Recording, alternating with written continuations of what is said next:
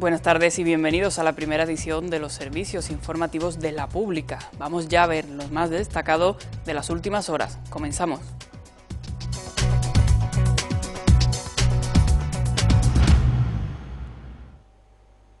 La Guardia Civil ha detenido esta mañana en el SETI a los 10 presuntos cabecillas del salto a la valla fronteriza del pasado 26 de julio. A los detenidos se les acusa de delitos como organización criminal, lesiones y atentado contra agentes de la autoridad. Un GRS ha decidido ser atendido con una brecha tras ser agredido por uno de los detenidos durante este operativo. Componentes de la Guardia Civil han detenido a primera hora de este martes a un total de 10 residentes del Centro de Estancia Temporal para Inmigrantes, acusados de ser los presuntos cabecillas del asalto al perímetro fronterizo que se produjo el pasado 26 de julio, en el que lograron llegar a Ceuta 602 migrantes. A los detenidos se les acusa de delitos como pertenencia a organización criminal, lesiones y atentados contra agentes de la autoridad. Y es que en aquella entrada irregular, hasta 15 agentes de la Guardia Civil debieron ser atendidos por heridas de diversa consideración y quemaduras.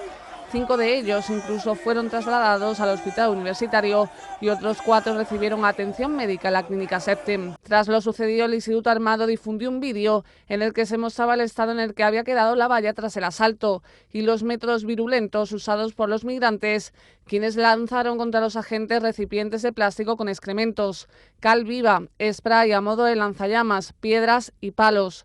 Lo sucedido derivó en una investigación abierta por la Guardia Civil. Los detenidos ahora han sido trasladados a dependencias de la Benemérita hasta su puesta a disposición judicial prevista para este miércoles.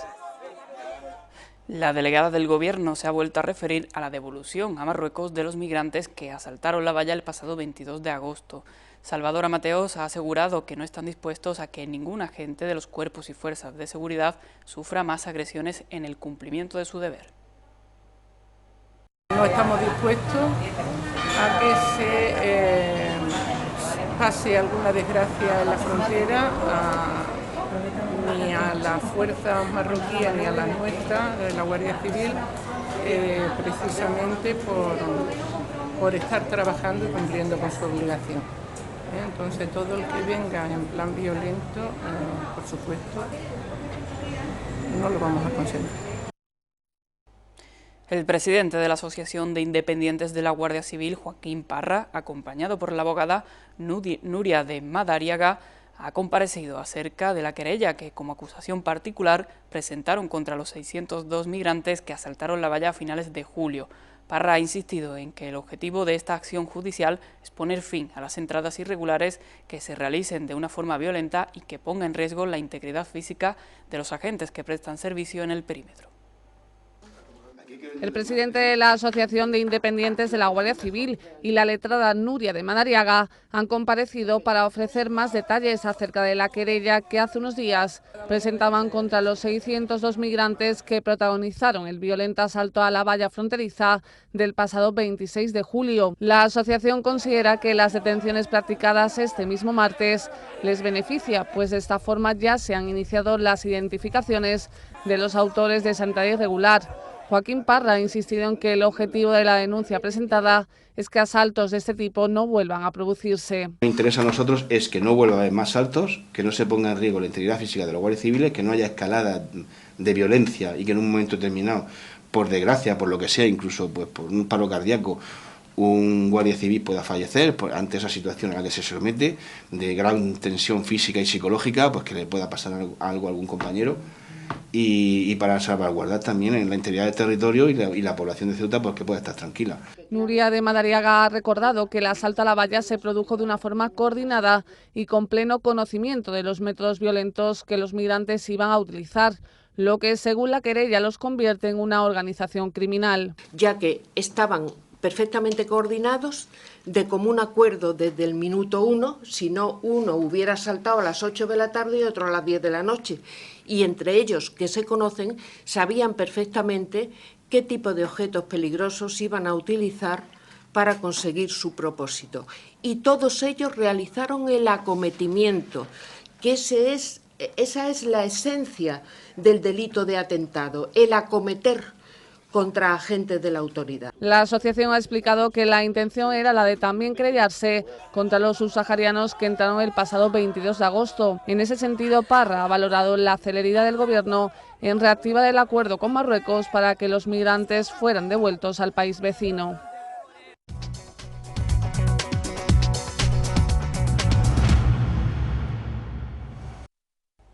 Desde las 9 de la mañana, la sede de la Dirección Provincial ha acogido el tradicional acto a través del cual los interinos van conociendo sus destinos para este curso. El director provincial del Ministerio de Educación destaca el aumento del 10% en las plazas respecto al año pasado. La Dirección Provincial del Ministerio de Educación ha acogido el acto de adjudicación de vacantes de interinidad docente para el próximo curso. Desde las 9 de la mañana se han ido adjudicando en varios turnos. Está determinada por cuerpos, primero los profesores de secundaria, por especialidades, entonces se les va indicando las vacantes que existen y luego ellos van solicitando en función del puesto que tienen en las listas que ya se han publicado. En total se repartían 342 plazas, 166 para maestros, 134 para secundaria y 42 para formación profesional. El director provincial del Ministerio destaca que ha habido un aumento del 10% respecto al año anterior. Lógicamente todos queríamos siempre y queremos más plazas. Hemos aumentado el cupo con respecto al año pasado y lo hemos aumentado casi en un 10%, lo cual es un número bastante apreciable y siempre es deseable tener más, pero con esto cubrimos nuestras necesidades muy bien, diría yo, muy bien. Es este el pistoletazo de salida de un curso con algunas novedades. Es el caso de la Escuela de Arte y entonces vamos a ver cómo lo ponemos en marcha. Habrá que empezar a buscar un edificio que acoja esa Escuela de Arte, que sea lo suficientemente emblemático, por decirlo de alguna manera, y que le dé el prestigio que tiene, que sin duda va a tener en el futuro la Escuela de Arte. Esa sería la mayor novedad. Seguimos con las mismas enseñanzas que teníamos el curso pasado, vamos cerrando algunos ciclos que se iniciaron y esperemos que todo transcurra con normalidad, que va a ser así. No es tan optimista el presidente de la Junta de Personal Docente, que califica de bulo el incremento del 10% de plazas anunciado por el director provincial del Ministerio.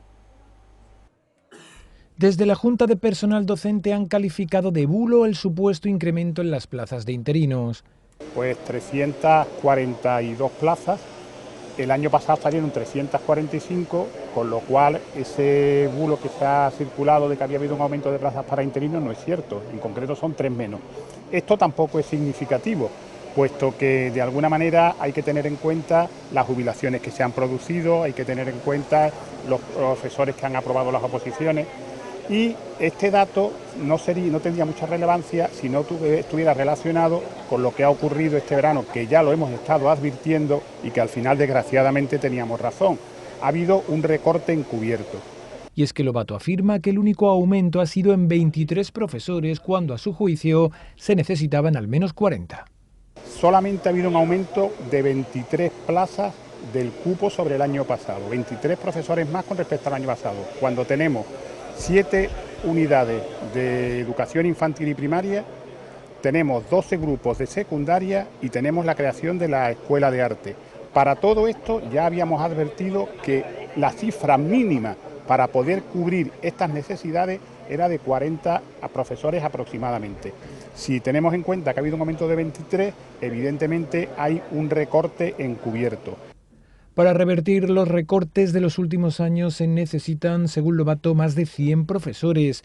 Esto ha llevado al presidente de la Junta de Personal a ser muy duro con la ministra del ramo. Es una actitud fariseica, es una actitud hipócrita. El hecho de que salga la ministra anunciando recortes en horas de educación del profesorado, anunciando disminución de la ratio, anunciando que van a revertir los recortes que produjo el gobierno anterior, y que en el territorio donde ellos gobiernan, donde ellos tienen la gestión, que es Ceuta y Melilla, se produzca un recorte encubierto, la primera medida que han tomado creo que deja bien a las claras cuál es la política que desgraciadamente nos espera con este gobierno. Por último, ha criticado el retraso en la celebración de este acto de interinos, así como la incertidumbre que lo ha caracterizado. Me gustaría destacar, por un lado, la actitud que ha tenido el nuevo director provincial con respecto al cupo, puesto que me consta que ha estado luchando hasta el último minuto porque ese cupo se aumente. Pero también hay que destacar el hecho de que hoy, día 28, está celebrando este acto cuando en años anteriores se ha celebrado antes, y sobre todo que las vacantes no se han conocido últimamente hasta ayer tarde. MDIC solicita que se amplíen los recursos para la tramitación de becas. A juicio de este partido, los medios puestos por el ayuntamiento son escasos. En relación al plazo de presentación de solicitudes de las becas convocadas por el Ministerio de Educación mediante Internet, el Movimiento por la Dignidad y la Ciudadanía solicita al Ejecutivo que amplíe los recursos que ha establecido para complementar dichas becas tanto el propio Ministerio como el Ayuntamiento. Los de Fátima Hamed aseguran que con la brecha digital que existe en la ciudad, muchas son las familias que no tienen capacidad para realizar los trámites por Internet, por lo que exigen se dé cumplimiento al acuerdo plenario de junio del año pasado para establecer mecanismos para dar asistencia efectiva a los ciudadanos que lo soliciten. La presidenta del AMPA del Colegio Ortega y Gasset ha lamentado el robo producido este verano en el aula de música, que de cara al inicio de curso no dispondrá de todo el material necesario para el alumnado.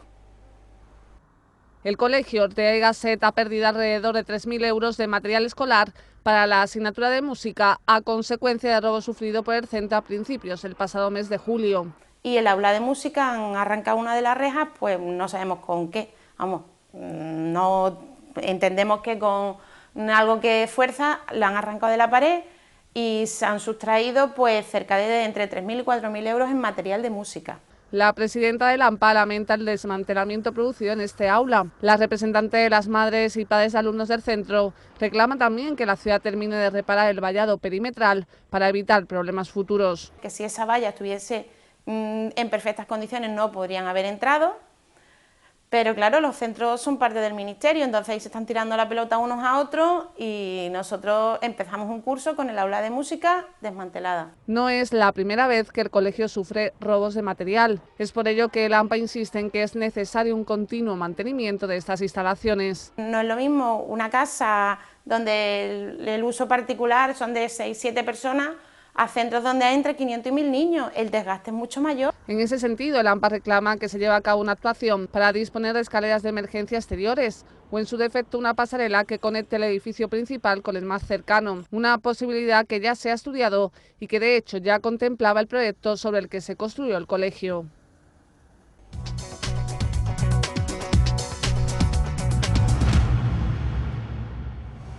Como les contábamos ayer, el Servicio de Extinción de Incendios ha comenzado el periodo de formación de los 10 aspirantes a bomberos que han superado la fase de oposición para ingresar en el cuerpo. La Pública ha comprobado cómo se desarrolla este periodo de instrucción en el Parque de Bomberos de Ceuta.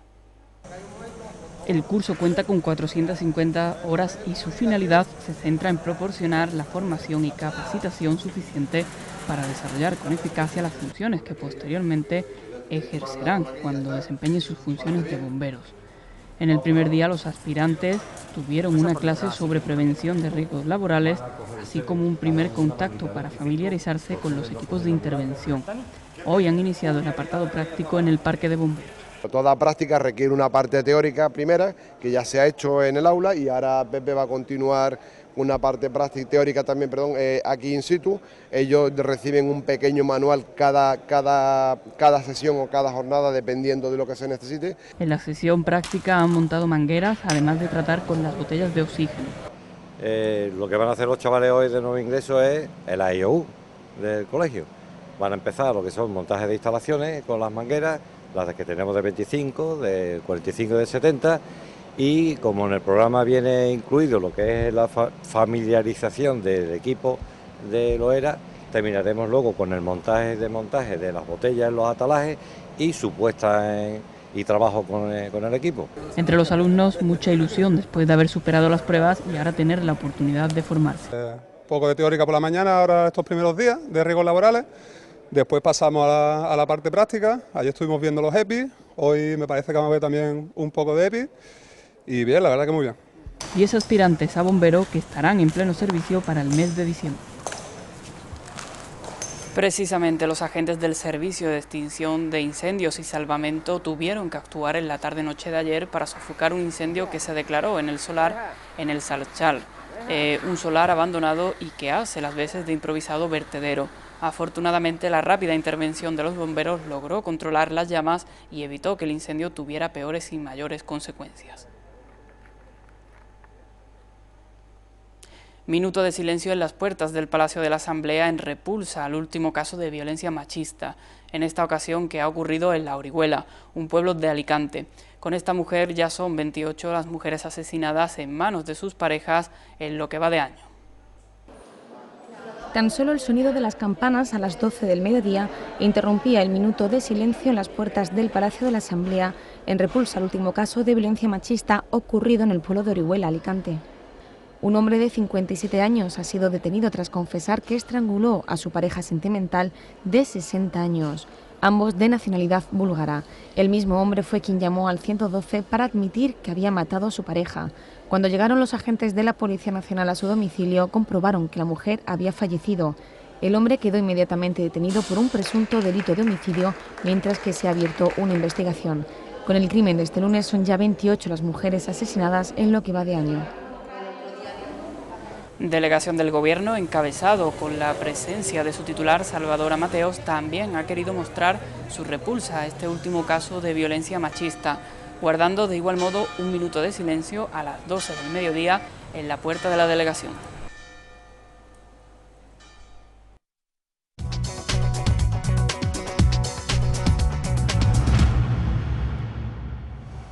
El sábado en Conil y el miércoles de la semana que viene en Murcia. Esos son los dos próximos compromisos de la agrupación deportiva Ceuta después de empezar la temporada el pasado sábado con un inesperado traspié ante el Arcos en la primera jornada de Liga. El Ceuta pasa página tras su revés en el estreno liguero ante el Arcos, que se impuso por 1-3 en el Murube, y volverá a jugar el sábado en la segunda jornada de Liga. Finalmente el Conil ha accedido a la petición del equipo ceutí de que adelantase el partido en el Pérez Ureba, que se jugará finalmente a las 7 de la tarde al tener que disputar el miércoles 5 de septiembre encuentro de la Copa del Rey en Murcia. En su regreso al grupo décimo de tercera división, el Conil, que entrena Javi Zafra y donde juega el ex del Ceuta Javi Navarro, no tuvo opción en la ciudad deportiva Luis del Sol, donde cayó por 3-0 ante el Betis Deportivo. Un doblete de Robert y un gol de Edgar acabaron con la resistencia de los conileños en terreno verdiblanco. El Conil Ceuta podrán verlo en directo aquí, en la Pública, igual que el duelo de la primera eliminatoria de la Copa del Rey a partido único entre el UCAM Murcia y la agrupación deportiva Ceuta, que ha sido fijado para el miércoles 5 de septiembre a las 8 de la tarde en el estadio La Condomina. El UCAM Murcia, que milita en el grupo cuarto de Segunda B, comenzó la temporada el pasado fin de semana como el Ceuta, con derrota en casa. En su caso por 0-1 ante la Balompédica linense tras este error garrafal del meta Germán en el minuto 86 que aprovechó David Moreno. El Ceuta empató a 1 contra la Balona en la pretemporada en el único partido disputado en el Murube, en el que consiguió el trofeo Ciudad de Ceuta gracias al mayor acierto en la tanda de penaltis.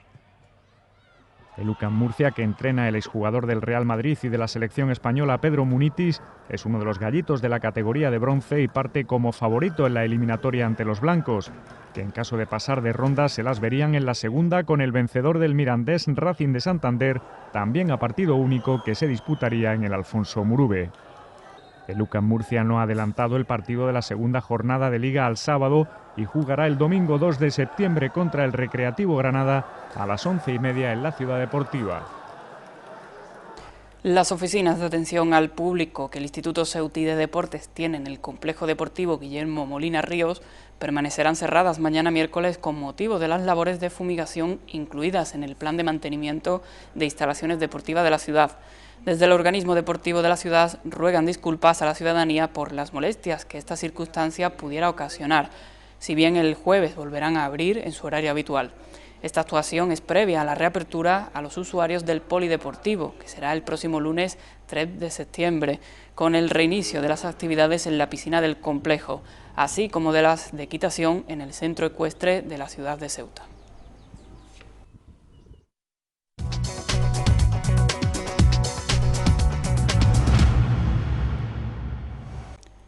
Y a continuación vamos a ver el tiempo para los próximos días.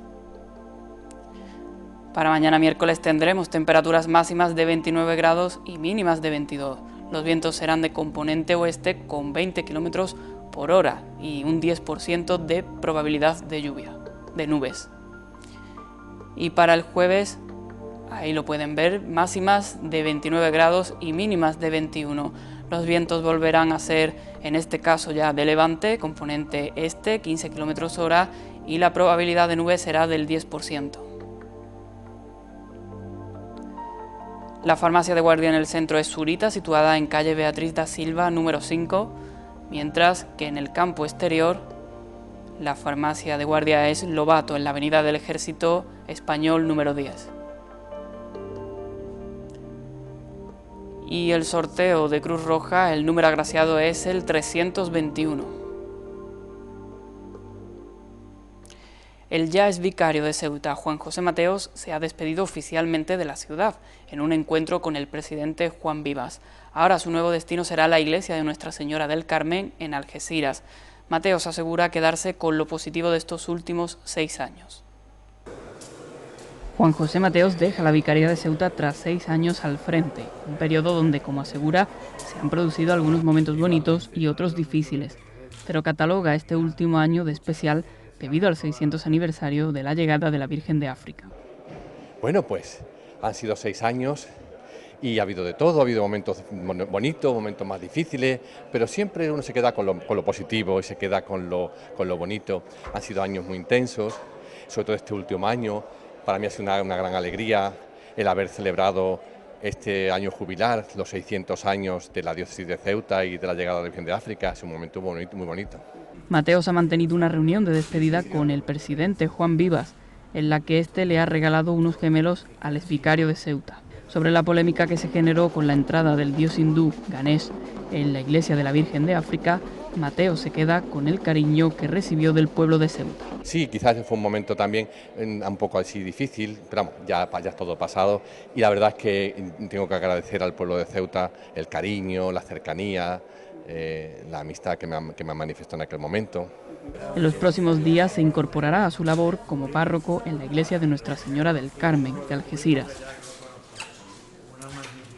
Y esta mañana ha tenido lugar el primer ensayo de la Orquesta Sinfónica de Ceuta. Los integrantes de este proyecto internacional llegaban a Ceuta escalonadamente en la tarde-noche de ayer y hoy ha sido su primera toma de contacto, juntos con el auditorio del Rebellín, antes de su estreno el próximo día 1. Así suena la Orquesta Sinfónica de Ceuta.